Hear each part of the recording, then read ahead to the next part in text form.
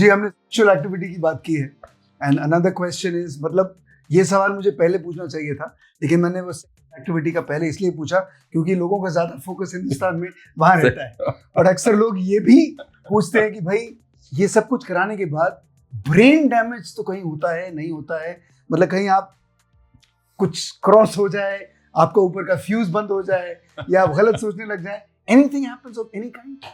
C hair transplant is a procedure जिसमें हम skin की सबसे सुपरफिशियल लेयर में काम कर रहे हैं, सबसे ऊपर वाली और ब्रेन बहुत डीप, मतलब स्किन होता है सबसे पहले, उसके नीचे फैटी टिश्यूज होते हैं, फेशिया होता है, उसके अंदर बहुत मोटा स्कल बोन होता है, उसके बाद ब्रेन आता है। हम सबसे स्किन की सबसे सुपरफिशियल लेयर 1 से 2 mm में काम कर रहे हैं। सो कोई चांस नहीं है कि ब्रेन तक कुछ हो या ब्रेन में कोई डैमेज हो।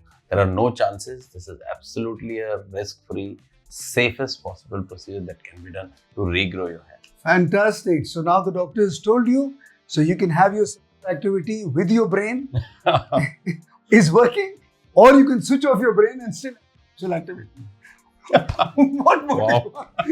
Excellent. So you can have sexual activity whether the brain is working or not working. Best of luck.